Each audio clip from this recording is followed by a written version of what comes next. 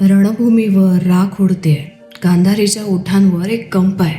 गांधारी म्हणते कृष्णाला, तू देव आहेस म्हणतात ना, सर्व जाणतोस असंही म्हणतात. मग हे सर्व का होऊ दिलंस? माझ्या 100 मुलांचं रक्त धरतीवर सांडलं आणि तेव्हा तू गप्प होतास. कृष्ण म्हणतो गांधारीला, तुझं दुःख विशाल आहे, पण तुझं मौनही तितकंच. जेव्हा तुझे पुत्र अहंकाराच्या ज्वाळेत नाहू लागले तेव्हा तू डोळे बांधलेस. त्या पट्टीने त्याच्या चुकांनाही झाकलंस. गांधारी रागाने म्हणाली, मी डोळे बांधले प्रेमाने, न्यायाने नाही. मी पतीसोबत दुःख वाटलं, पण त्याच वेळी माझ्या सत्यालाही बांधलं. कृष्ण म्हणाला, आणि म्हणूनच हे महाभारत घडलं. गांधारी, प्रेम जेव्हा अंध होतं तेव्हा धर्म मूक होतो. मी युद्ध थांबवलं असतं तर सत्याचा श्वास गुदमरला गेला असता. गांधारीच्या डोळ्यातून अश्रू ओघळतात. पट्टी ओली होते पण ती तशीच ठेवते.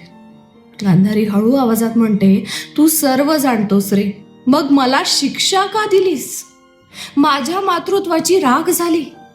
कृष्ण म्हणतो शांतपणे, मी शिक्षा दिली नाही ग, परिणाम येऊ दिला. तू केवळ माता होतीस पण न्याय नव्हतीस. तुझ्या मौनाने तुझ्या पुत्रांचा नाश केला आणि माझ्या मौनाने धर्माचा विजय. गांधारी म्हणते, मग सांग कृष्णा, या राखेत मी काय शोधू आता? कृष्ण म्हणतो, शांती.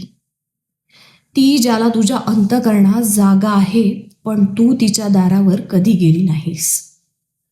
गांधारी अगदी शून्यात होऊन बघते आणि शेवटी म्हणते की कदाचित तू बरोबर होतास कृष्णा, पण बरोबर असणं नेहमी सुखद नसतं.